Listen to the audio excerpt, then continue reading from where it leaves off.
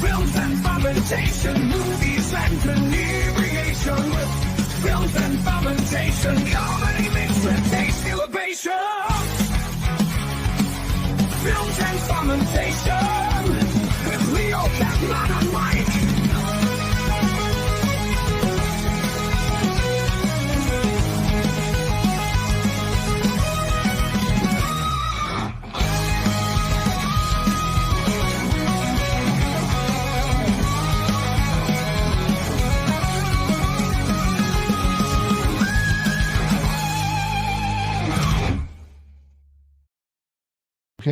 Okay.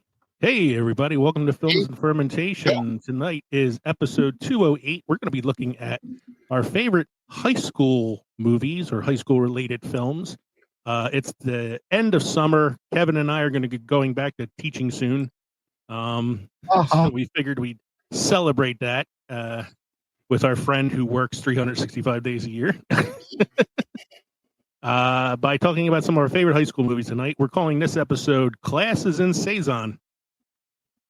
Get it? It's a pun.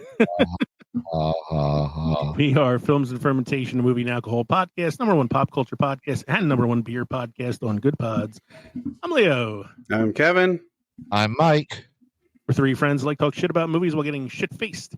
In this episode, the only class where the homework is movies and the extra credit is beer. Tonight, we're cracking open a Saison and diving headfirst into the awkward hallways, cafeteria dramas, and detention shenanigans of high school movies. Think of us as your slightly older, definitely less responsible guidance counselors. We can't promise wisdom, but we can promise wisecracks and alcohol. So grab your hall pass. Class is officially in Saison, because nothing says education like booze and the Breakfast Club. I half thought about maybe calling this episode John Hughes Part 2. There's like so many John Hughes movies in the top of the list here. Where was your drinking spot back in high school? What's that? Where was your drinking spot back in high school? Let's see. I looked like I was 30 when I was 16. Mm-hmm. So I was usually the guy that was like recruited to go buy the shit. Okay. So, I mean, I was able to get into clubs and bars and stuff, but when the kids from high school were gathering to drink, it was always in penny pack. Yeah. You always go to the woods. Nothing terrible can ever happen in the woods when young kids are drinking. We had like a friend, usually had like a friend who had like a house that nobody was ever home in, and we would just go there, Growing up in South Philly, there were a lot of places I can go to get stuff, underage, because they didn't give a shit at the time. Right. I also used to go to the casino and play at the blackjack table when I was like 16. Yeah. They never carded me because I had like a full beard and dead eyes when I was a teenager. So I just realized I erased all the shit that I normally read. I don't know where it went. Let me see if I could bring that back. Go back somehow. Undo. Go back. Yeah, go undo. So, as I said, we are Films and Fermentation. You can shoot us an email at filmsandfermentation@gmail.com or visit linktree.com/filmsandfermentation. Find all of our social media and podcast links. We are on YouTube, Rumble, and of course, we are on the Podnation Media Network on Roku. That's right. We are an independent podcast, which means we are listener supported. So please think about supporting us for as little as $1 a month. For as little as $1 a month, I promise to be more professional in future episodes and not erase all the bullshit at the beginning. I've just done a bunch of backspaces and it's still not coming up. So I will give you the phone number that you can text us at the end of the episode when I find it again. In the meantime, while I'm working some shit out, what are you guys drinking tonight? Go ahead. No, go drinking Old Smoky, moonshine, blackberry lemonade cocktail. 9% all by volume. Sounds good. I've had a day, so I'm feeling confident that I'll be able to take on all three of these. tonight in our hour and a half duration.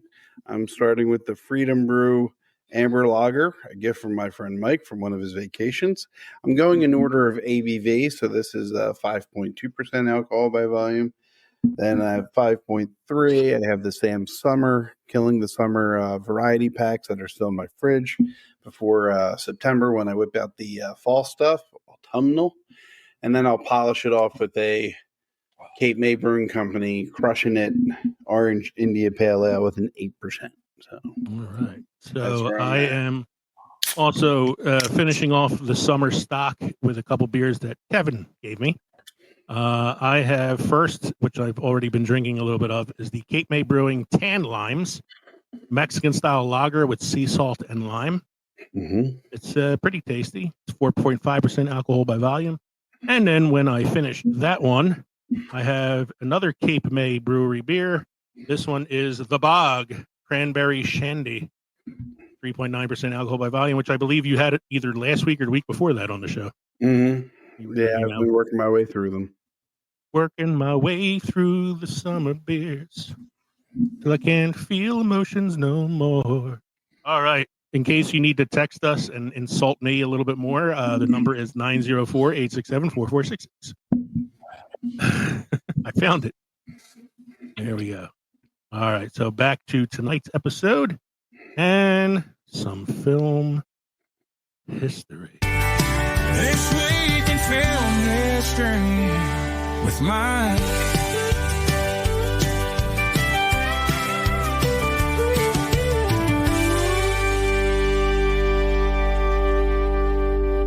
This week in film history with Mike. In 1938, You Can't Take It With You.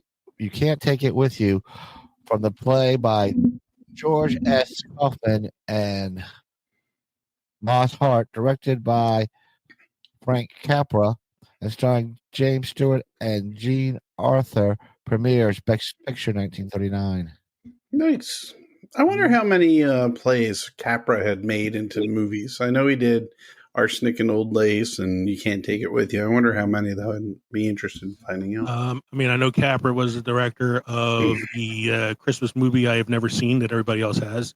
Yes, I don't know if that was a play, though. I don't believe that was a play beforehand. No, it's something I have to look up and see. I know his name has become a terminology in filmmaking where they refer to things as Capra-esque when it has, like, you know, movies that are similar to like his style. Mm-hmm. Oh, next one's interesting. Go ahead, Mike. 1942, Walt Disney's animated movie Bambi, based on the book by Felix Salten, is released. And released recently, the Twisted Childhood Universe film Bambi: The Reckoning is now available on streaming. Ridiculous. Don't knock it till you tried it, sir. It's just going back to they have no new ideas. They just want to screw with everything else. Well, they're screwing with it because Disney let the copyright go out of print, and now they can make all these twisted ass movies. So you get Blood and Honey and Blood and Honey 2 and Bambi: The Reckoning, and later this year, Peter Pan's Neverland Nightmare is coming out. What's next, sir? Yes, it is true. Hollywood has no original ideas anymore. Or morals. Mm-mm. In 1946, premiere of The Big Sleep, directed by Howard Hawks, and starring Humphrey Bogart and Philip Marlowe and Lauren Bacall. Big Sleep. That's what I usually refer to as Katie's Friday in the Saturday morning. Again, my knowledge of movies prior to 1960 is not great, so there are a lot of films I haven't seen. I haven't seen the next one. 1985 film adaptation of John Pilmer. Yeah, I think it's Pilmer. Yeah. Stage drama, Agnes God, directed by Norman Jewison, and starring Meg Tilly and Bancroft and Jane Fonda, premieres I have seen it. I can't tell you what it's about. It's about Agnes of God. Well, it's been a long time. I remember watching it because I was intrigued by the title of the film. But it's one of those like titles that really doesn't like. How lend old itself. could Meg Tilly have been when this came out? This 85? was possibly her first movie. Okay. She's very young in it, so it's about a nun, Okay. Agnes of God. So it's the story of a nun. Jane Fonda is the main character in the film. Meg Tilly plays like a Because young. must have been pretty older. Yeah. Well, it was 85. She did Elephant Man in 1981. She wasn't like too old, probably like in her 50s. She the one married to Mel Brooks. Yeah, she was married to Mel Brooks. Meg Tilly was plays like a novitiate, young woman becoming a nun or whatever, and Jane Fonda is like her mentor. Like I don't remember much about it. I remember watching it because I thought, oh, that's a cool ass name, and then it wasn't really what I was expecting. Agnes of God. So it's about a nun. Come on, think about it. Yeah, it's about a nun. But you hear the name Agnes of God. I always thought it was going to be like a Greek. None of that, thing. none. Yeah, it wasn't the Flying Nun, like it wasn't the Sally Field movie. I have seen the next one though.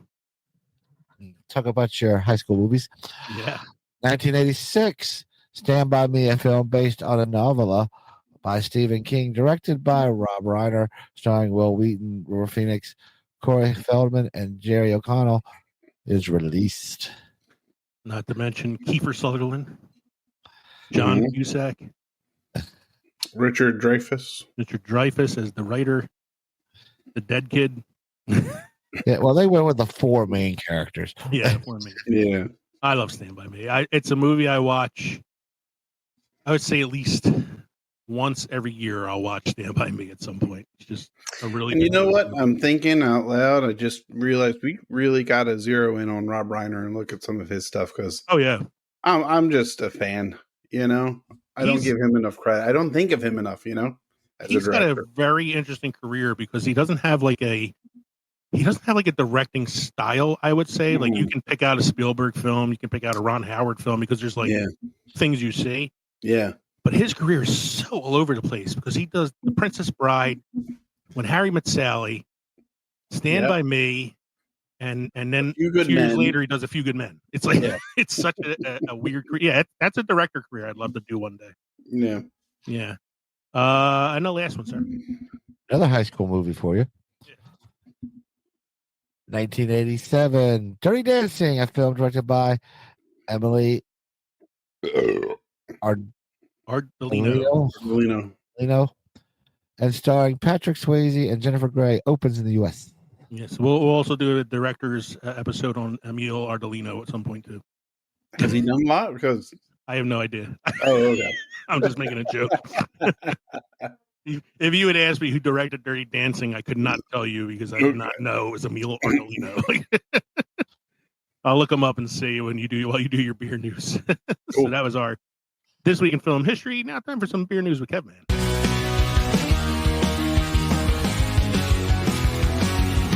Kevin's here. He's here for beer. He's got news. It's beer news with Kevin.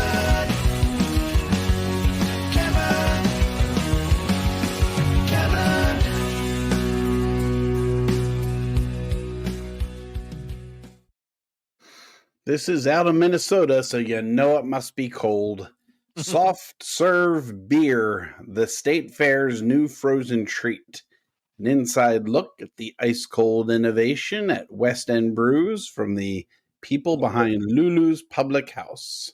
It looks like, it's soft serve, so it's not, the hard ice cream, but maybe they have some interesting jimmies that can go along with these beers.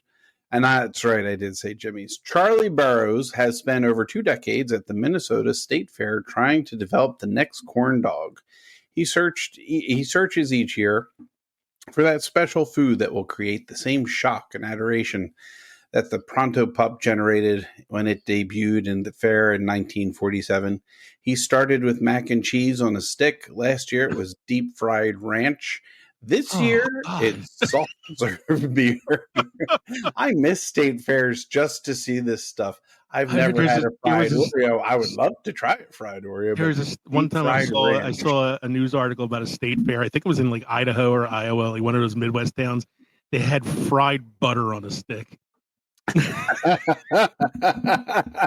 Oh my god, fried butter, fried ranch. How do you fry ranch? Fried ranch. I guess you freeze it and then you flash fry it. I don't know. Fried ranch. Maybe Or they're you going just after the you fried spill it in idea. spill it in the oil like you do with a funnel cake, and it just Exactly. That's what I was gonna say. You do it like a funnel cake. You just spill it into the oil. There you go. Yeah, soft serve beer. When the Great Minnesota Get Together opens on August 21st, which is today, Burroughs, along with fellow Lulu Public House proprietor Mike Brennan, will sell soft serve Royal Raspberry beer at West End Brews for $11 for a 6-ounce cone. Let's start with the basics.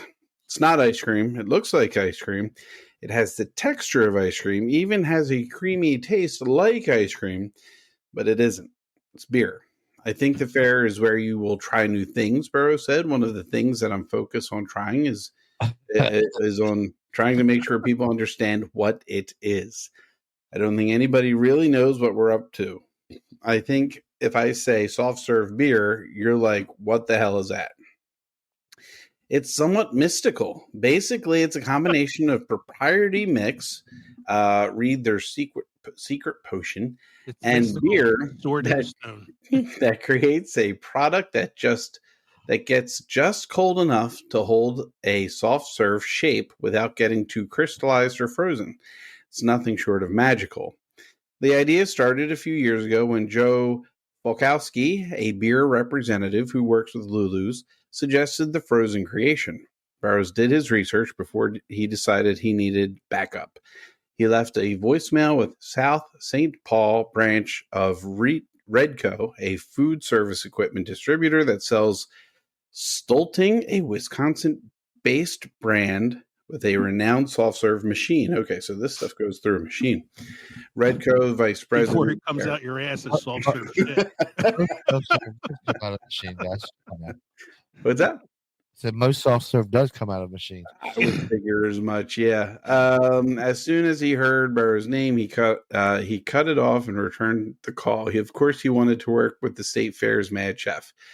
His excitement doubled when he learned what Burroughs had in mind. Deere, along with Redco president, whom Burroughs refers to as a professor, developed the stabilizers and additives that would make it a frozen libation possibility. What followed was a process of trial and error, and of course, a lot of taste tests. This is just a really unique and fun thing for us to work on. These guys keep saying, "Oh yeah, we've got to come in again. We're sorry." I'm like, "Do we do this every day?" I'll start my day at 7:30 here with frozen beer.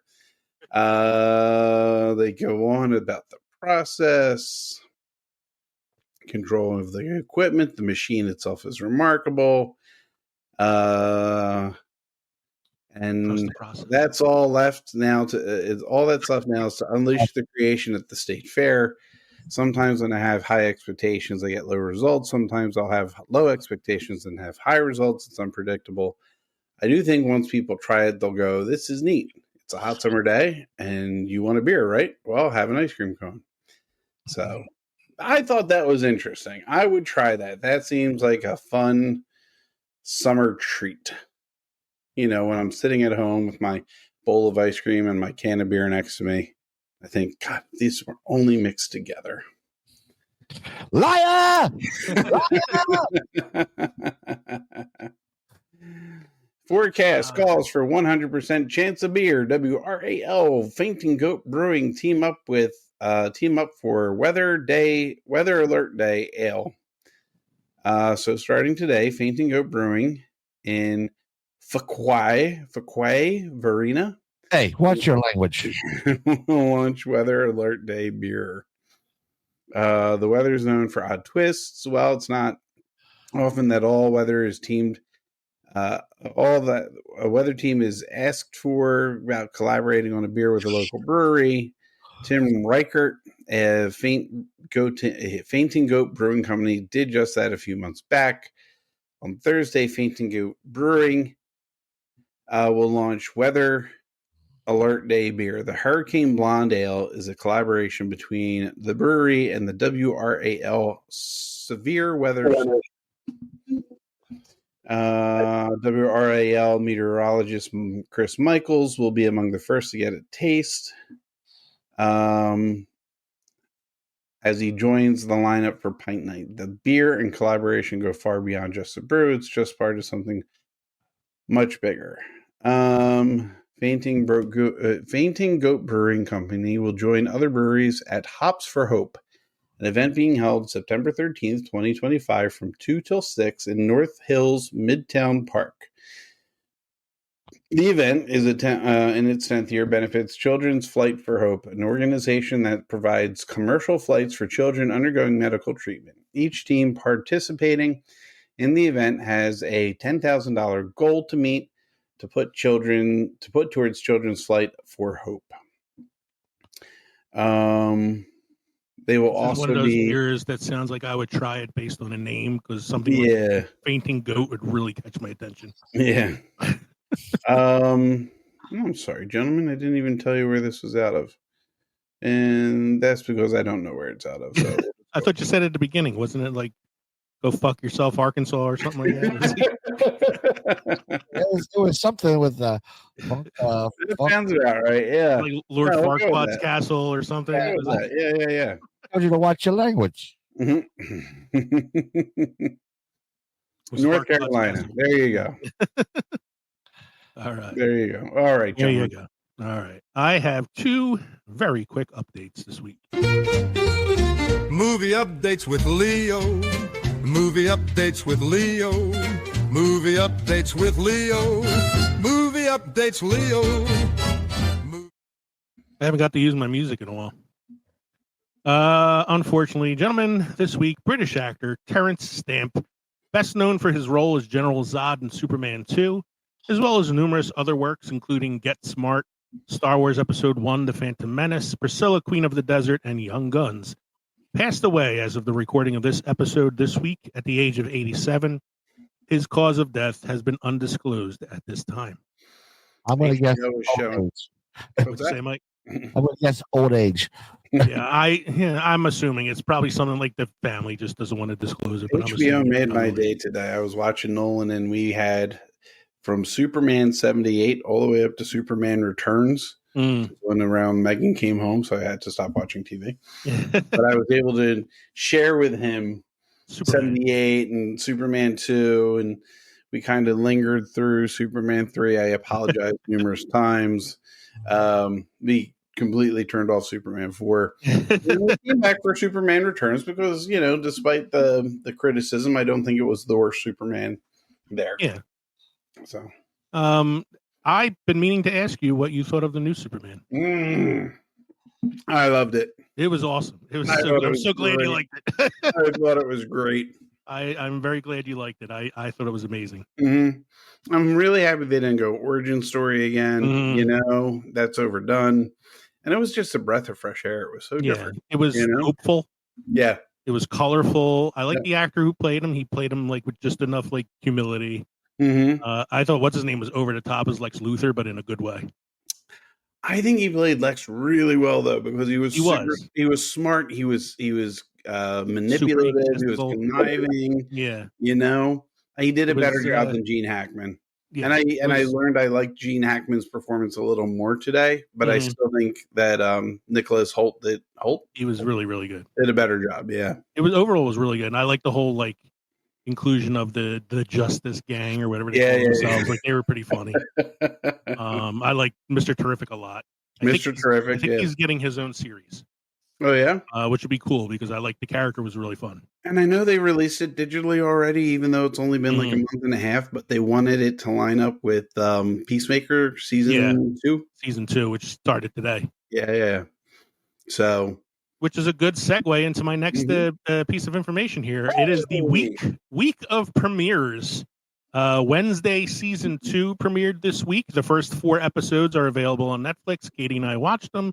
It's been pretty entertaining so far. The next 4 episodes, which will be complete the season, will be released the first week of September. Peacemaker season 2 started today.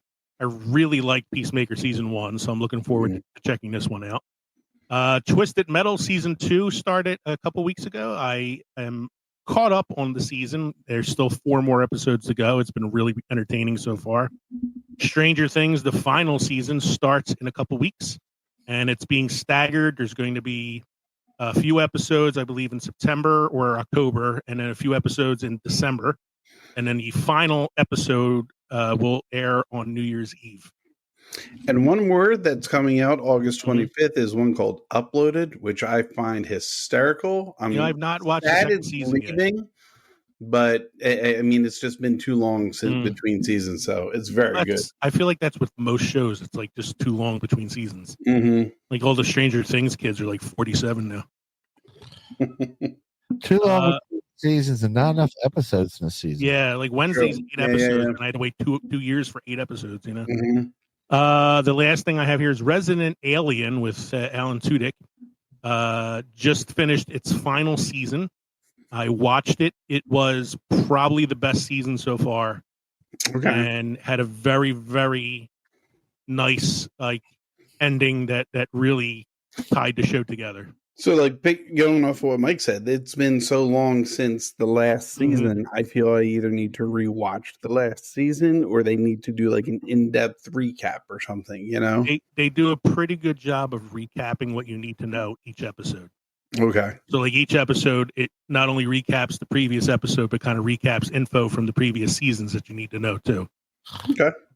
So it ended up being like a really good season. Alan Tudyk is amazing as always. And just some really funny gags and a very, very good finale that actually leaves it open if they ever get picked up by another studio or they decide to do like a movie or something, like it could easily work.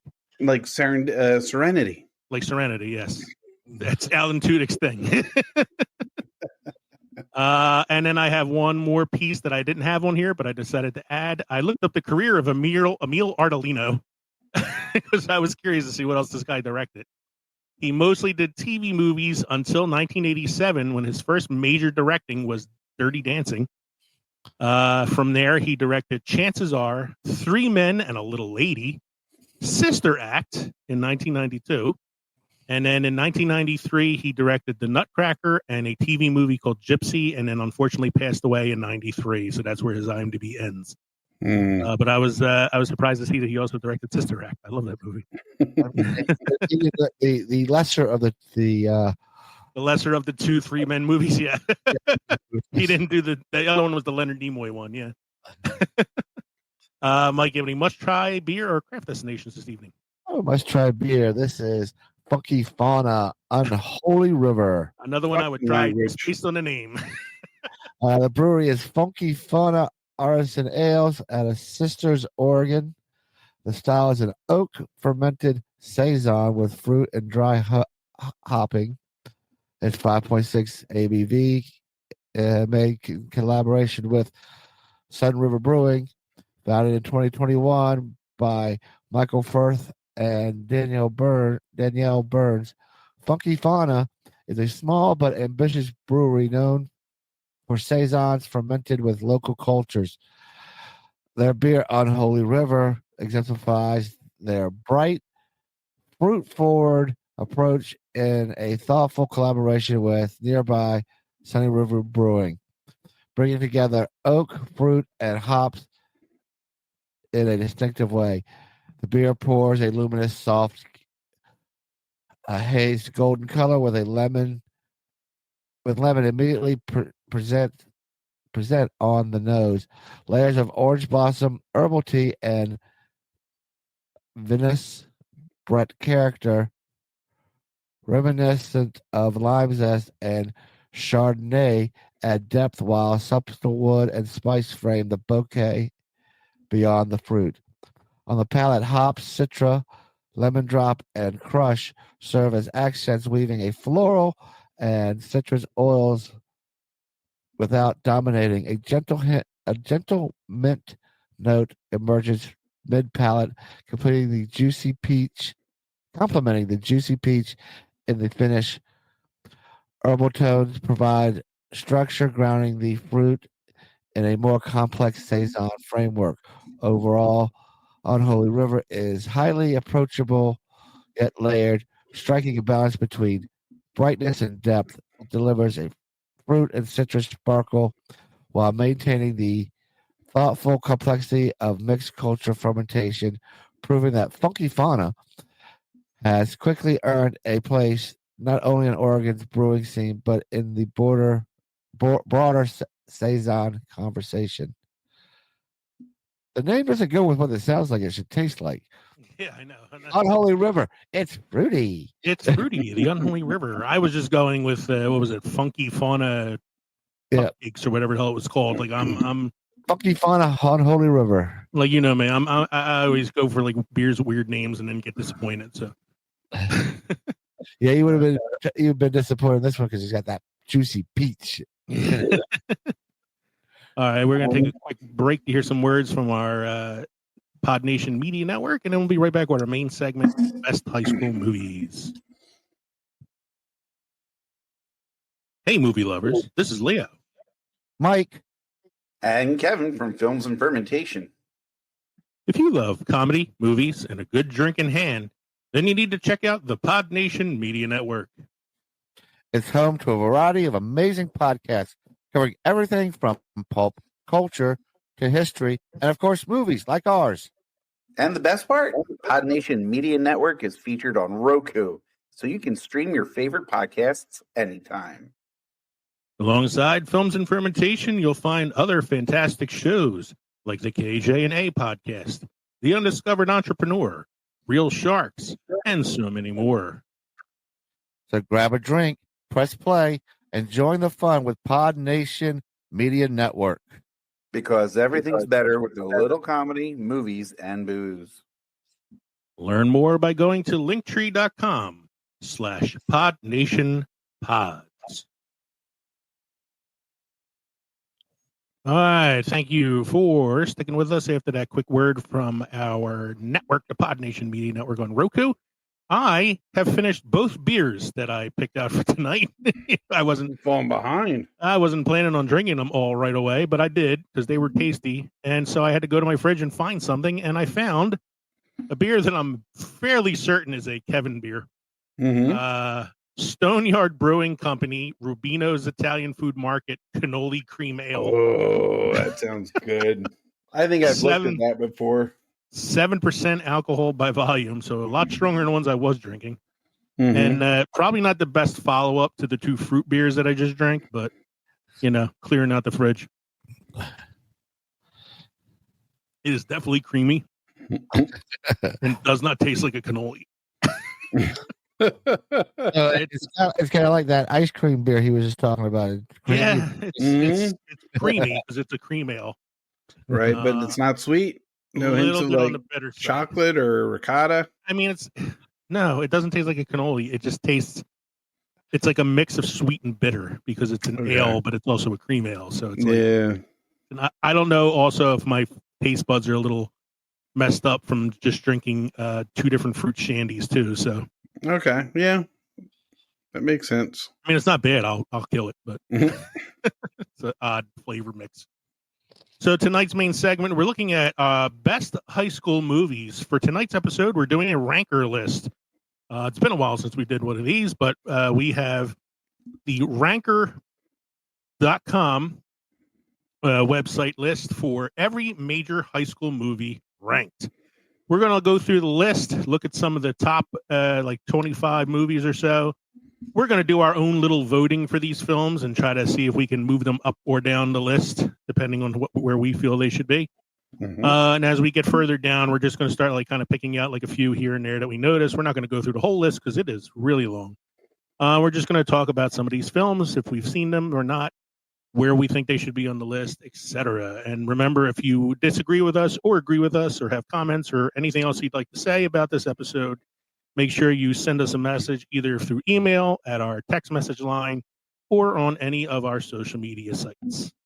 So, number one on the ranker list, 5 high school students from different walks of life endure a Saturday detention under a power-hungry principal. Its disparate group includes John, Claire, Allison, Brian, and Andrew, all stereotypes of high school students, each having a chance to tell their story, making the others see them differently. And even when the day ends, they question whether school will ever be the same. We are, of course, talking about The Breakfast Club, Again. a movie we've already talked about last week on our John Hughes Yeah. episode. This is why I said this is like John Hughes Part 2. I have no problem with this being number one. No, neither do I. It's the quintessential high school movie. Yes, it is. You know, As we said last week, the archetype of high school students. Mhm. So here's a question I got for you two. Which archetype do you relate to the most? Or I'll even go further. Which one do you relate to the most when you were that age, and which one do you rate the most now? Oh, I'm definitely the rebel. Now or before? No. I'm Molly Ringwald. Yeah. I was a pretty little princess. I was more the jock. More the jock. in high Mm. school. Yeah. I can see No, that. I'm between the brain and the outcast. So I was saying the same. I was thinking the same thing. Like I was either Anthony Michael Hall or Ali Sheedy. yeah. I was like, Yeah, but I was more. I related more to the jock, but mm, I was the guy that was friends with every one of those. mm. Yeah, I had a pretty wide group of friends. Like I don't think I was as much of an outcast as Ali Sheedy, but I was like a nerd. I had tried out for things in sports, like the baseball team, and made it close, but never got on it. But I was in band. I was in the marching band. You know, I liked comics. I liked sci-fi. How they re-released Star Wars, and I was like, look, the new toys even look like the old toys. You know, Same here. I played football, but I was playing Dungeons and Dragons. I was in the band for a while. I played football in high school, but I would go nowhere near saying I was a jock, as I was not the most athletic person, and I was okay player. So, but I also did the school plays, and I did, the yearbook and the newspaper and all that shit. So we were the cool nerds. Well, yeah. Who do you relate to now? For me, it's the principal. As somebody who's in education for the last 26 years. I have no idea. I feel now I'm more the rebel at the time. I'm a rebel, Dottie, a loner. So, yeah, overall, though, I would say Breakfast Club is definitely the number one here. Number two, according to the ranker list, is another John Hughes movie. Again, this is John Hughes Part 2. In this classic comedy, Matthew Broderick plays a high school student who decides to play hooky for the day with his best friend Cameron and his girlfriend Sloane. This is Ferris Bueller's Day Off. I'm fine with that. Is on the list. I'm fine with it at number two. I'm fine with Abe any John Hughes movie. Yeah. And to go back to your question on the last movie, now today I feel more like Cameron. Just a constant state of dread. You wake up with a dark cloud over your head every morning. Pretty much. Was in Egypt's land. Let my Cameron go. I love the scene where he's laying in bed and he's like, I'm dying. I'm dying. And then the phone rings and Ferris goes, you're not dying. You just don't know what else to do today. So, yeah, we've talked a lot about Ferris last week in the John Hughes episode. We've talked about it before. It's not one we haven't talked about. So I would say number two is definitely a good place for this one. Yeah. Let's see. Number three on the list, an iconic 80s coming-of-age film. Teenage life is under the microscope amidst Southern California's sun-soaked malls and high schools. We follow a group of students as they navigate adolescent adventures. This movie stars Jennifer Jason Leigh, a very young and very hot Phoebe Cates, Judge Reinhold, and a very young Sean Penn. This movie is called Fast Times at Ridgemont High. I like what this one is like too. Yeah, I think this is a good one. So No, far, so like far the top three. yeah, top mean three it, are you pretty know? good. Like Yeah. as far as like ranker lists have gone in the past, like Mhm. this is one of the better ones. No, A I movie agree. that I actually rewatched recently because it was being featured on another podcast, and I was like, man, I haven't watched this in a long time, and Mhm. it's funny, but it's also really serious too. Yeah. It's like the whole abortion subplot, and Mhm. I mean, it's a And movie of like it's not vignettes John too. Hughes. It's not John Hughes, no. It is. It's I actually mentioned the director Amy Heckler. recently, Amy Heckerling, yeah, because Amy Heckerling also did Clueless, and Look Who's Talking. It's an Amy Heckerling film, so like, she's a director I like. Fast Times at Ridgemont High, definitely number 3. I think that works. Number 4, Mhm. continuing John Hughes Part 2, 16 Candles, starring Molly Ringwald, Anthony Michael Hall, and Michael Scheffling. This is the film we get confused with Pretty in Pink. And I actually Some voted, Kind of Wonderful. Some Kind of Wonderful. What are you going to say, Mike? I actually voted this one down. Really? I thought there was some other ones better than this one. Okay. So, But like, yeah. this is currently at 4. It takes a while to get to the ones I thought were better. See, it's probably got canceled out because I voted it up to try to keep it at 4th I place. voted it up as well because Probably I got feel, canceled out. a girl's 16th birthday during high school where there's one boy she wants, one boy who wants her, and Not to mention, this is like the Molly Ringwald prime years. yeah. So Mike just gave me a face like, who cares? Not Ali Sheedy. Yeah. But yeah, so like,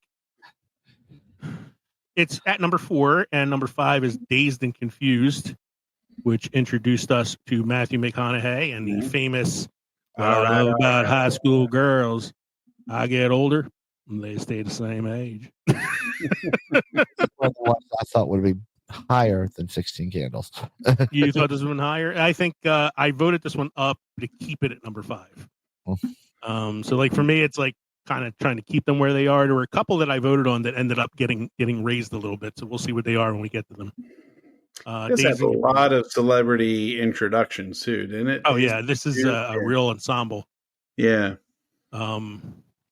You have Jason London. Jason London. You have Matthew McConaughey. What's her name? Mila Jovovich is in this. Yeah, I believe. Yeah, Parker Posey. Ben Affleck. Yeah, Parker Posey. Yeah, Renee Zellweger's in this, even though she's not credited. I don't think. Very Joey small Lauren role. Adams. Mm-hmm. Yeah, who I would often confuse with Renee Zellweger early in her careers. Mm-hmm. So yeah, it's a real ensemble cast. It's a Richard Linklater film.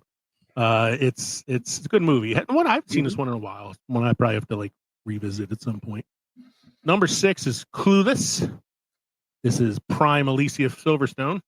Mm-hmm. This is also an Amy Heckerling directed film. Mm-hmm. In the heart of Beverly Hills, high schooler Cher Horowitz, played by Alicia Silverstone, reigns as a self-proclaimed fashionista and matchmaker. A comedy drama flick directed by Amy Heckerling sees Cher navigating the tricky waters of adolescence while attempting to handle love interest and maintain her social status. The movie introduced us to the one and only Paul Rudd. Yes, it did. I like this movie. I know it's far-fetched high school, but it's still the whole thing takes place in high school. I like that it's a good adaptation of a Emma. It was funny from beginning to end. Good movie, and again, also it's featured the mighty Boss Tones. Yes, and it's directed by somebody who directed another movie on this list already, Fast Times at Ridgemont High. Bless you. It's a good movie. I thought there's some others on this list that should be higher than that one. Yeah, I will say I voted this down, but not because I didn't like the film, but like Mike said, I think there's a couple that should be higher than it. Like we'll see. Like number 7, I voted this one down. I feel like this one should be lower than some other ones. Number 7 is Mean Girls. I know this has a really, really heavy following. Tina Fey wrote the film and co-stars in it. Stars Lindsay Lohan. It stars Rachel McAdams, Lacey Chabert. It's I mean, it's a fun movie. I understand why it appeals to so many people. It's just not my kind of high school comedy. So I did vote this one down. Yeah. Because I felt like number 8 should have been higher, but it's not. Definitely 8. I'm gonna refresh the page here. Hold on, because I want to see if it went up a little bit. Nope, it's still at number 8. You sure about that? Yeah. You sure about that? I mean, when I refresh it, it was still at number 8. I'm gonna refresh it again. This is where this becomes fun. Oh my god, it went to number 9, 10. What the hell happened? It's now number 8. Wow. A lot of. The high school doesn't play a part. The high school doesn't play a part. Yes, it does. In American Pie. Doesn't. Yes, it does. One time at band camp? The bet that they all have. Well, that's band camp. It's about prom. Wait a minute. It's about high school students taking the bet to lose their virginity before the end of high school. Yeah. It's a high school movie. All right. What movie are you thinking of? No, I just don't think it deserves to be, above, say, Clueless. Okay. Well, let's look at the re-ranked list now because it has changed. Number 8 now is Pretty in Pink, the movie that we constantly confuse with 16 Candles, which we talked about a little bit on our John Hughes episode last week because John Hughes Part 2 is continuing on this list. Yeah, but this says it's directed by Howard Dutch. It's written by John Hughes. Oh, it's written by him. It was written by. So this was on the list of like movies he wrote but not directed. Number 9, I had voted this up earlier, and I'm glad I did because it was at 11 before, and then it went up to 10, and now it's at 9. I voted this one up too. It should be actually higher than 9. It should be higher than 9. Dead Poet Society with Robin Williams, Robert Sean Leonard, and Ethan Hawke. A movie that another movie I watch probably once a year. I would say this one should be higher than Clueless. I would agree. I agree. I agree. Deserves to be in the top 10, but in like the higher end of the top 10. Because this movie not just focuses on the boys and their lives, but the relationship with the teacher, the teaching style, and how much it differs from the other teachers at this prissy private school, Absolutely. Also shows how like fragile teenagers can be when they're in that like angsty phase of their life. And, it's like the intentions of the parents and how much they expect out of the kids. And it's an amazing movie. I will say one thing negative about Dead Poet Society is it gave me a really blistered view of what my life would be like as an English teacher. Well, you didn't go to a prissy private school. Yes, my career as an English teacher, especially in inner city schools, was not anything near Dead Poet Society. You should have watched Dangerous Minds. Yeah, I have, and it didn't work out. It wasn't really as great as that either. Well, you should have watched Stand By Me. Yeah, I had some moments. Lean on me. Yeah. They call me Batman. Dead Poet Society, amazing movie. So that drops a movie that Kevin contended was not a high school film, but I believe unequivocally is a high school film. It's a reluctant high school film. It's the premise of prom. It's the premise of prom, and that's a big but how much of it? I mean, how much of it matters? How much does the high school matter? If it was, there are multiple scenes. College, if you have to have it by the summer. There's multiple scenes of them in classrooms.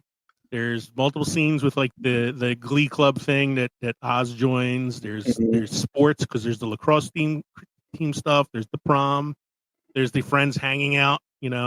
There's illegal videotaping of foreign students undressing in bedrooms. So I saw a video on TikTok recently of this movie being shown to Gen Zers for the first time. Oh boy! Seeing their reactions to it. My God, the triggers. There's so many triggers. So many kids are like, "This is unbelievable. This is a movie. They made this." I'm like, "Yeah, welcome to the '90s." The kicker for this, man, was that when this came out, like broadcasting to the entire school on a webcam was so far-fetched, so impossible to do when this came out in '99. And now it's 100% possible. Yeah. No, you can just go on Pornhub and watch it like this. Like this is now it's like the thing is, if this was done in the 80s, there'd been a lot more nudity in the movie. Oh, if this was done in the 80s, there would have been tits everywhere. Like Porky's. like Porky's. The Should have 80s been higher movies on used the to just damn list.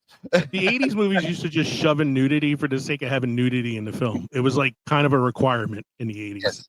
It's like It was that like scene from Airplane where Yeah. it just happened. Yeah, they walk by the X-ray machine and you just see tits. That's Because you could get a PG rating without seeing tits in the 80s. yeah. Mm. They had to create the PG-13 just for that. American Pie. Number 11 on the list.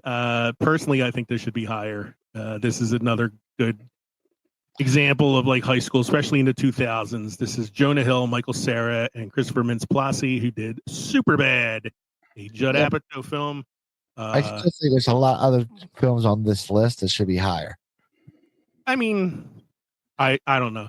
When I first saw Superbad, I wasn't like too into it, and then I watched it a couple times more, and like each time I watch it, it kind of gets funnier to me. It's a movie that kind of grows on me. Yeah, I watched it once, and that was it. I feel like it's more than just the McLovin stuff. Like there's other stuff in it that I found pretty funny. So I don't know. I feel it should be higher. I did vote it up, but it didn't move for me, so it's kind of at 11. Because I voted it down. Yeah, I know. Because you're a curmudgeon. Not a curmudgeon. I just said there's better movies. Like the next one, which I had to like I saw it and I was like, at first I was like, I always looked at this as a time travel comedy, and then when I sat and thought about it, I was like, this really is a high school movie, isn't it? Well, he was singing that in their dance, so yeah. Singing at the dance and all about the mom and dad when they were high school kids and 1950s and all that. This is the 85 sci-fi classic about Marty McFly and his friend Doc Brown traveling back into the past where they have to find their way back to the future. This is number 12 on the list.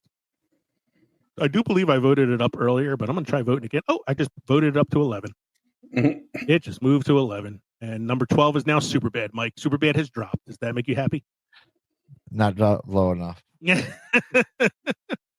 So number 12 now is Back to Voting, the Future. just keep voting. Vote. Now, I will say that I think this movie should be above Superbad. Should be a little higher. That is number 13 on the list, Grease. I agree. Yes. Yes. Even though the high school students in this film are all in their 50s. But they're in high school. Stockard Channing plays a senior in high school. She looks like she could be one of the seniors' moms. I remember Nikki's like a Hallmark card. He only wants to send the very best. It is another kind of like problematic film when you think that she had to change her whole life and personality in order to get the guy that she was probably in a toxic relationship with. Oh, I love the theory that she's dead. Yeah, she's dead. It's all a dream. That's why they float off. That's why they float off at the That's why they float off into heaven. end. Experience the friendships, romances, and adventures of a group of high school kids played by 40-year-olds in the 1950s. Welcome to the singing and dancing world of Grease, the most successful movie musical of all time. A wholesome exchange student, Olivia Newton-John, and a leather-clad Danny, played by John Travolta, have a summer romance, but will it cross click lines? Don't make me laugh. Stranded at the drive-in, branded a fool. I did a project with my high school kids. The one year I taught seniors. We just read Oedipus the King, which was a play about the world's first motherfucker. So I had the kids. I had the kids as a project rewrite Oedipus in a modern setting, and this one group decided to do Oedipus as Grease, and they rewrote the song Sandy as Mommy. So like the singer, the main character was going, "Mommy, can't you see I'm in misery?" They got 100. I thought it was amazing. That's great. High school kids. So number 14 on the list. I actually think this one should be higher. I would put this one higher than I think it should be higher as well. Mike saying no. 10 Things I Hate About You. No. You guys put all the comedy ones at the top, and none of the serious ones. I love the comedy ones. I didn't say anything about Dead Poet Society. I think that one should be number 2. And even though Breakfast Club has some funny moments, it is sort of a drama. And I said that should be number one. I have Dazed and Confused high on my list. That's not a comedy. I don't know. I mean, I think this all centers around high school. It's very much a high school film. I love Shakespeare too, and it's an adaptation of a Shakespeare play. It's the Taming of the Shrew. The movie is 10 Things I Hate About You, a modern-day Shakespeare twist, starring Julia Stiles, Joey Gordon-Levitt, and the dreamiest of dreamies, Heath Ledger. Oh, I thought you were going to say Larissa Olenek. She's cute, man, but she is nowhere near as dreamy as Heath Ledger is in this movie. I am straight and narrow, man, when it comes to my sexual leanings, but I am gay for Heath Ledger in this film, man. Especially the scene where he sings. So dreamy. I like this movie. I mean, this is one of my wife's favorite go-to films, so I've seen it a lot. I think it's probably why it's a little higher on my list, just because I'm just so familiar with it. But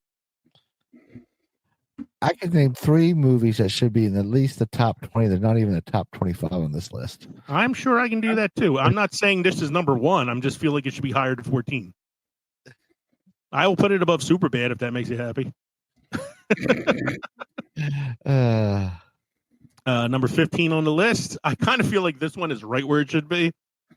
Yeah. Even though it's John Hughes Part 2, it is Weird Science, a movie that I have particular fondness for, even though it doesn't really hold up well nowadays. I think 16 should be above it. You think 16 should be above it? I agree with that. I agree with that. Now, you want to say, I'm not going to vote comedies above, but I will definitely agree with that one, man. I actually have a Weird Science thing here, number 15. My wife's aunt, Angie, wrote to us on Instagram, Weird Science is a movie we still quote. My dad always says, hey, dudes, like the pile of flaming crap. It cracks me up. I was like, yeah, I know. It's one of my favorite Hughes movies, too. But yeah, I think American Graffiti at 16 definitely should be above Weird Science. Oh, I voted it and it went up to 15. Look at that. So American Graffiti is now 15. Nicely done, sir. Nicely done. American Graffiti, aside from being a really good film, and the only movie that George Lucas has ever got a directing Oscar nomination for, it is also one of the best soundtracks of all time. I love the soundtrack of this film. They got Wolfman Jack for the movie. Wolfman Jack. Wolfman Jack. You got Richard Dreyfuss, Ron Howard, very, very young Harrison Ford in a very small role in the film. Great movie. Great movie.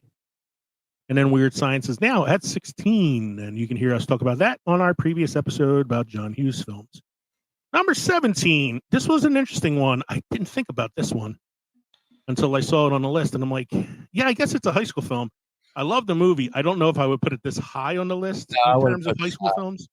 So it's number 17 is Spider-Man Homecoming. Now, this is the first of the Tom Holland Spider-Man films. So it does spend some time in high school with him. But he's in high school all the way up to No Way Home. You know, he's in high school in Infinity War. Yeah. He's on the school bus on this field trip. Yeah, it's like, but I don't. It's a kid. Yeah, he's supposed to be a kid. I don't look at it as a high school movie. No, I wouldn't say it should be this high. I agree. I don't think it should be this high. I do see it as a high school movie. The whole debate or trivia team and detention, and but yeah. I mean, that being said, I love the Tom Holland Spider-Man films. I'm not knocking him or the movies. I just don't feel, in terms of high school. How do you hate Tom Holland and the Spider-Man movie so much? Just kidding. I just don't think it should be that high on the list. I don't think it should be that high either. Next one is higher than the next one, though. Next one. Oh yeah, I voted the next one down. So I voted it down, even though I like the movie and I've seen it a number of times, and I do find its quirkiness appealing. I don't know if I would put it high on a movie, high school movie, even though it is a high school movie. It definitely is a high school movie. I just feel like it's so niche and indie and such an acquired taste. It's Napoleon Dynamite. Kevin loves this film because his brother-in-law did the whole You? dance at. Mhm. His brother-in-law did the entire dance at his cousin Mary Kate's wedding. Yep. Vote for Pedro's shirt. Vote for Pedro's shirt and everything. Still doesn't mean he thinks it should be He on the put list. all the effort into it. So. Something I noticed about watching this recently was it's really like there's no plot. No. It's like an hour and a half of like skits, Random things. like random skits. Yeah. Dude, you got some real good air with that. Not all of us date supermodels over the internet, you know. I don't know. I It's used been a to, I could say at one point I kind of like, felt for Napoleon because I was kind of a nerdy kid too. I wasn't that bad, but I had some nerdiness in me. But now I kind of feel for Uncle Rico because it's kind of like, yeah, man, when I was younger, I could throw that ball a quarter mile. Wishing for the glory days. Yeah, but I actually voted this down earlier and it kind of like went down a point or two, but not like much. Yeah, it didn't move at all when I voted it out. Next one. Another one that like, yes, it's a high school film, but I don't think about it as a high school film until you get to that final scene. You've never seen Bill? No. Wait. Am I looking at a wrong list? Hold on. 18, Napoleon Dynamite. I got Can't Buy Me Love as number 9. So it must have changed. Let me refresh it. Hold on. I got Can't Buy Me Love as number 19. Yeah, I didn't refresh it. Let me refresh it here. So yeah, number 19 is Can't Buy Me Love. This is Patrick Dempsey, Amanda Peterson. I saw this once, barely. Yeah, I don't think it should be in the top 20. I think somebody was like watching it sometime at somebody's house I was at, and I was just kind of like barely paying attention to it. I don't know. It's number 1 on the most underrated romance movies of the 80s, according to Ranker, and number 7 on best chick flicks of the 80s.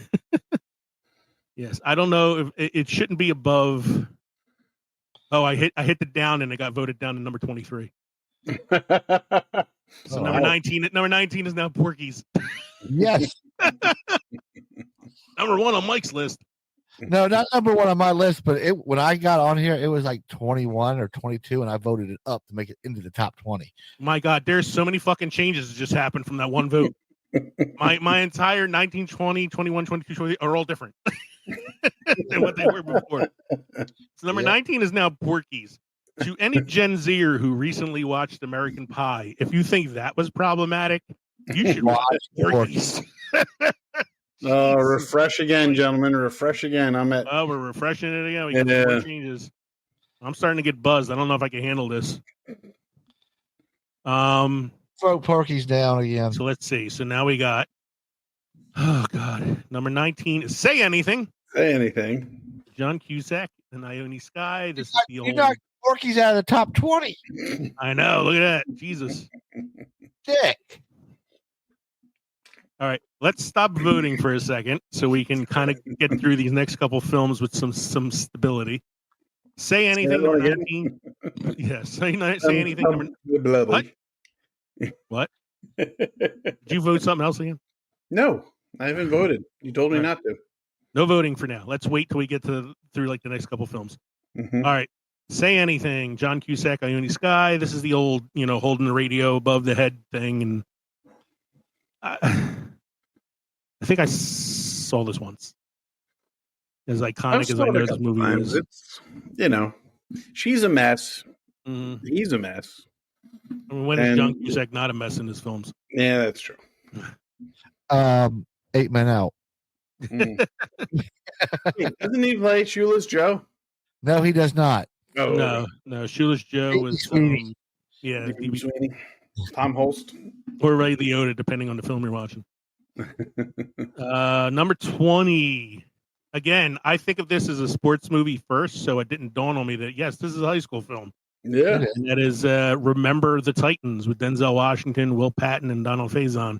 It's part of my film appreciation class. I love this movie. I saw this in the theater with Katie back when we were dating. This is a great football film. as well as a great high school film. It says it's based on a true story, but when you read some of the facts about the true story, it's very loosely based. It's very loosely based. I mean, Disney produced this film, so they make it look like the man cured racism. But there are some other things that happen in the real story. But it's a really good movie for what it is. Remember the Titans. If you like high school movies, if you like football movies, you got a good high school football movie here. And because we've been doing ranker votings, Bill and Ted's Excellent Adventure, which was originally number 19, is now number 21. This is the one I thought you said you never saw before. No, I've seen this. I've seen this numerous times. Since I voted before the show, I voted this one down. I voted this one down too. I like I voted it down as well. I like the movie for what it is. The high school portion is really only the end. Yeah. With just the presentation part. Which apparently has to be in front of the entire school. Yes, apparently. That's, movies. That's how it works. That's how movie magic works. All we are is dust in the wind. Can't Buy Me Love has dropped to number 22, which is fine with me. Porky's has dropped to 23.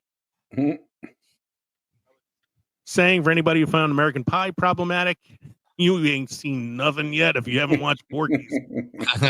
Just the whole shower scene alone. Is that Kim Cattrall? Kim Cattrall was the coach, the cheerleading coach or whatever, and they called her Lassie because she would bark when she had sex. The shower scene was like the guys spying on the girls in the shower. She did Mannequin to kind of make up for this movie. I can identify these peckers. Really, Mannequin was it's the two coaches are like hysterical laughing when she says that, and he goes, "We could put up one of posters.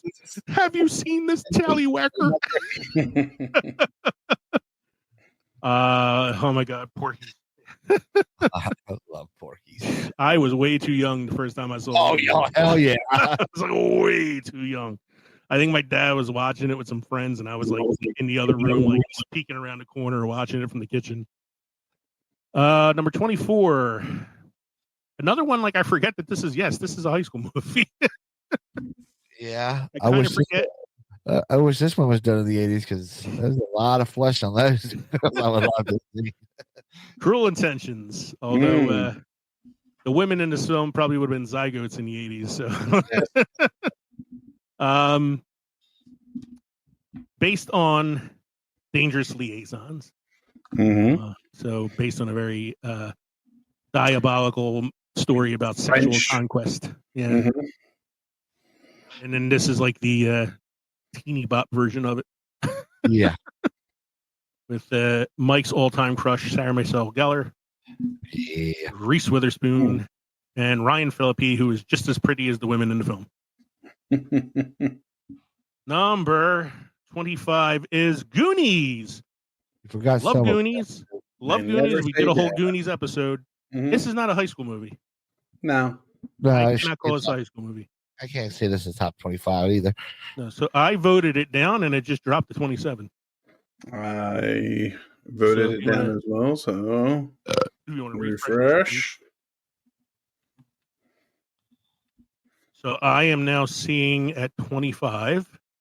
Let's see here. I am seeing, as soon as it finishes refreshing. Oh, Jesus. 24's changed. Yes, 24 is now Lean on Me. I would say that this is a quintessential high school movie. Yes, with Morgan Freeman, very early Morgan Freeman role, based on a true story about a superintendent. Joe Clark, rather. About a Jersey superintendent who watches helplessly as his East Side High School becomes the lowest ranked school in the state. And they bring in Joe Clark, Morgan Freeman, to take over as the principal of the declining school. Actually, fired him as a teacher years before. Yeah. This is where I found out you could take a kid who is a troubled kid, take him up to the roof of the school, and ask him to throw himself off. I didn't know I could do that. Yeah, I know, right? Especially in Jersey, you're good. You used to call me Mr. Clark. Now you can call me Batman. This movie's crazy. Number 25 is Heathers. Winona Ryder, Christian Slater. About taking out a bunch of girls called Heather. Yep. I voted it down. Yeah, I kind of think like it's kind of like where it should be at 25. Cruel Intentions just dropped to 26. Goonies dropped to 27. Number 28 is Easy A with Emma Stone. Never saw that one.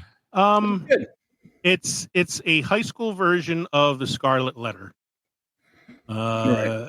And She will pretend to have done things with people for money. yeah, in order to help them get popular. Right. Yeah, and it's pretty funny. It's kind of like Emma Stone had just did Superbad and was kind of on the radar, so this became like her first starring vehicle, and this is kind of the movie that kind of propelled her to where she's at now. I think I like it at 28. I don't think it needs to go any change there. Bring It On, number 29, cheerleading movie with Kirsten Dunst. I think that's good at 29. Risky Business at number 30. Kind of feel like that one should be a little higher. Yeah. I'd have to watch it again. I thought most of the scenes took place outside of school. Number 31 definitely should be higher. Number 31 is Hoosiers. Oh, yeah, that should definitely be higher. I mean, talk about based on a true story. Yeah. Hoosiers with Gene Hackman. So now we're just going to kind of like go through the list a little bit quicker because we are down to the. I'm just going to say something. There is one movie that's not at least in the top 50 that should be somewhere, and that's School Ties. School Ties. I don't remember seeing it on the list. I did not see it on the list at all. I didn't see it on the list. Yeah, School Ties. Yeah, that's a good one. So we should have Toy Soldiers on here too. Yeah, it's a high school movie. So you got Hoosiers at 31, Varsity Blues at 32. I haven't seen Varsity Blues. All I know about that is the scene with I Don't Want Your Life. I only remember like there's the scene with what's her face who comes out wearing a whipped cream bikini. I don't remember the actor's name. Number 33, Summer School. I'm sorry. That should be higher. That should definitely be higher. Definitely. Summer School with Mark Harmon and Kirstie. Oh, I just voted it up to 31. There we go. Number 34, Wildcats with Goldie Hawn. I love that movie. Female football coach. I feel like this is a movie that time forgot. I think I did it. Yeah. I forgot. No, I did it. No. You haven't done Wildcats. No, but I did it. I must have did it on our sports episode. Okay. Yeah. I mean, that is definitely a good one. Like film time forgot. Stand and Deliver at 35. Definitely should be higher. Should be higher. I used to get this one confused with Lean on Me because they're kind of like twin films. Right. Not really. You mean like The Substitute and Lean on Me? Yeah, well, because they came out in the same year, so I kind of get them confused. He's just teaching them higher math. Yeah, teaching higher math to inner city kids. And they're both based on true stories. Yes. Young Lou Diamond Phillips. Lady Bird, number 36. I watched this once. It's a pretty good movie. I watched it because it's Saoirse Ronan and I love her. I think it's kind of where it should be though on this list. Scream, number 37. Yeah, it's about horror movies. Yeah, with teenagers. It's not a high school movie. I feel it's more a satire of horror films of slasher picks. Yeah, agreed. Freaky Friday, number 38. This is the Lindsay Lohan one. Take it or leave it. Mr. Holland's Opus. That should be higher. I kind of feel like it's okay where it is. Really? I don't think it's the best movie. I mean, Adrian's gonna beat you this weekend when I tell you. I'm sorry, he's kind of a dick, Mr. Holland. He's not really because he doesn't. I mean, it was supposed to be a temp gig. You know, he wasn't supposed to. And the whole thing is him transforming himself. But then there's the whole like he doesn't really like it, relate to the kid because he's his son because he's deaf and like it's just I don't know. There's a lot going on. There's a lot. He writes a song for the student in his class, Rowena. Then you just hate Richard Dreyfuss. Yeah, Richard Dreyfuss. He's basically playing himself. He's an ornery man. Don't Tell Mom the Babysitter's Dead at number 40. Kind of think that's okay. The Duff at number 41. I got The Duff at 40. The Duff is actually not a bad movie. It's Mae Whitman who was the little girl in Independence Day. She was the president's daughter. It's a cute movie. It's typical kind of high school film. I think it's good where it is, but it's an entertaining film. I Know You Did Last Summer, number 42. Wish that one was made in the 80s. Yeah. Horror movie? That's I don't know if you could. I don't know if Jennifer Love Hewitt could have been contained on screen. I don't call it. I don't consider this a high school film, though. I mean, I know they're high school students, but it's another slasher film to me. It's more. It's kind of like Scream, the satire to slasher films. Never Been Kissed, number 43. I have never seen this. This is Drew Barrymore. I know who's in it. I have never seen it. You're not missing it. Yeah. Adventures in Babysitting. I don't know. I don't see that as a high school. I mean, yes, they're high school aged. None of them are in high school. It takes place over one night. And Yeah, I mean, I kind of feel like if you're going to call it a high school film, it's fine. Yeah. Like that. Hey, where's Teen Wolf on this fucking list? I know. Yeah. I'm going down further now. Like I'm just scrolling down. We got License to Drive, Better Off Dead, Fame, Rebel Without a Cause, Hairspray. Hairspray should be higher. Hairspray should be higher. Rebel Without a Cause should be higher. Pump Up the Volume, Scary Movie. Up the Edge volume. of 17. Edge of 17 is a really good movie. Higher. That should be higher. It's Haley Steinfeld. That's like a movie I feel like hasn't gotten the attention it deserves. Ghost World. This is a good movie. This is one of Scarlett Johansson's first roles. She's a kid in this film. About two like high school girls that are kind of like outcast. Girl Next Door with Alicia Cuthbert. Incoming. Never saw this film. Res Bowl. Never saw that. Donnie Darko. I'm okay with that where it is. Christine. 21 Jump Street. 17 again. 21 Jump Street should be higher. Girls Just Want to Have Fun.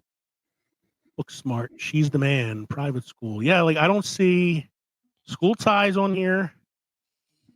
I don't see Teen Wolf. Teen Wolf on here. We got Porky's 2 the next day. Mean Girls the musical. Oh Jesus! We got Drumline. That's a college film, not a high school film. House Party with Kid and Play. Rushmore should be higher. We got a movie. There's a movie on here, number 78, Grandma's Boy. There is nothing high school about that film. No. There's absolutely nothing high school about that film. It's about a bunch of people working at a video game developer. Except it is college. Except it is about high school students who make up a fake college. Orange County's college. We got Rushmore on here, which is early Wes Anderson film. That's about high school students. And the last one on here, The Perfect Score, My Tutor, Chronicle, Prom Date, High School Musical, Mike, number 84. Should be lower on the list. Accepted as a college film, High School High. Porky's Revenge is on here. Porky's Revenge is on here, but not Teen Wolf, not School Ties, and not Toy Soldiers. They have Meet the Spartans in the Kissing Booth too. And But Sky you know what High. I haven't seen? What? She's the Man. She's the Man's on here. We just went by that one. Yeah. Hey, here's one that should be higher. You know, Sky High. Sky High. I like Sky High. That has the word high school in the title. Mm-hmm. It's definitely Superhero High School.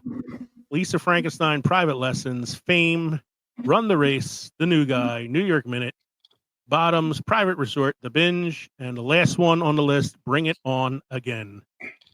And I am going even further down and not seeing any of the ones that we mentioned that should be on this list. It started out really strong with the top 20. And then I got really upset as we got towards the end and saw all these films that are missing. Because there's like definitely ones that shouldn't be on here. And ones that should be.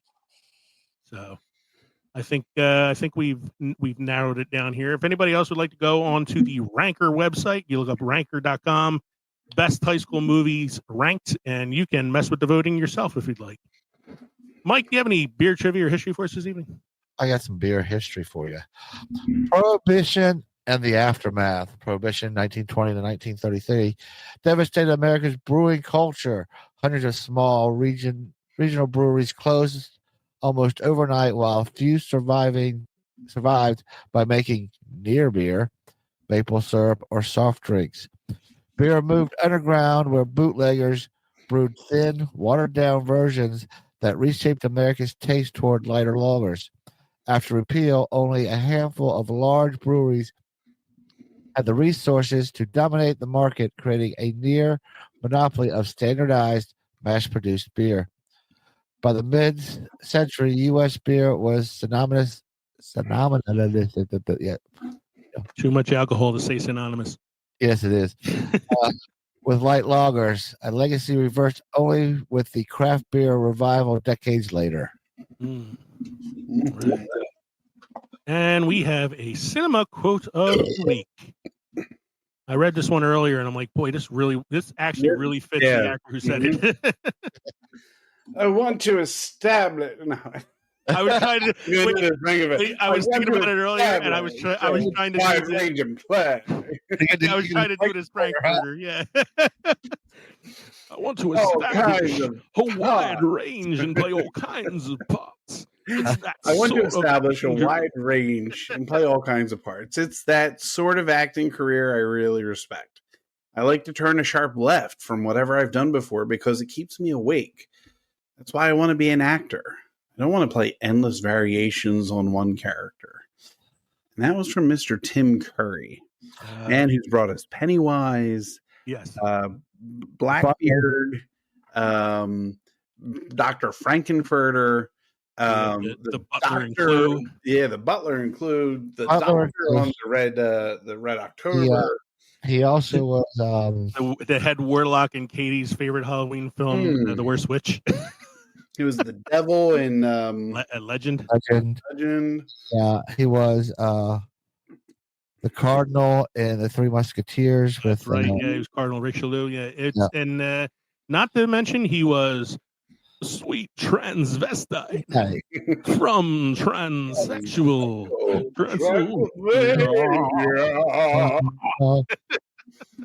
I was trying to do it earlier, Kev, when I saw that Mike posted this, and I was like in my head going, I'd like to turn a sharp left, and then I started turning into Patrick Stewart. So I was like, I'm gonna stop. How are our drinks this evening? Mine's always good. I like the old smoky blackberry lemonade. So I do too. They're amazing. Very good. Very good. This is going to knock me on my ass. I had one more beer than I was originally planning tonight. I had the tan limes from Cape May. Very refreshing. I drank that one very quickly. I had the Bog Cranberry Shandy, also from Cape May, which I'm not usually big on cranberry, but it was actually not bad. And then I had the Cannoli Cream Ale from Stoneyard Brewing, which has gotten better as I've gotten deeper into the can. So. The more drunk you are, the more it tastes like cannolis. Yeah, I am in like danger mode for having to take a restroom break soon. So. Baby. Thank you for joining us tonight for episode 208, Classes in Saison. We hope you enjoyed listening to the podcast as much as we enjoyed recording it for you. Don't forget, you can shoot us an email at filmsoffermentation@gmail.com or visit linktree.com/filmsoffermentation. Find all of our social media or podcast links. You can text us on our text line. Please let us know who you are. Or you can watch us on YouTube, on Roku, and on Rumble. Don't forget to stop by the crossroads between Pickled and Fermented next time around for episode 209. This is going to be our season 10 finale. We're going to take a couple weeks break afterwards because Kevin and I got school starting soon, and Mike is going to be going away. So we're going to take a little bit of time off before we come back with our season 11 premiere. The season 10 finale, episode 209, is going to be best final scenes in cinema. We're going to be talking about some of the best last scenes in movies. I think I might put a special bonus list on there of the worst ending scenes as well. So we can talk about Tim Burton's Planet of the Apes. In the meantime, the worst end scenes. Worst end scenes. In the meantime, I'm Leo. I'm Kevin. I'm Mike. This has been the Films and Fermentation podcast. Cheers, everybody. Cheers. Cheers.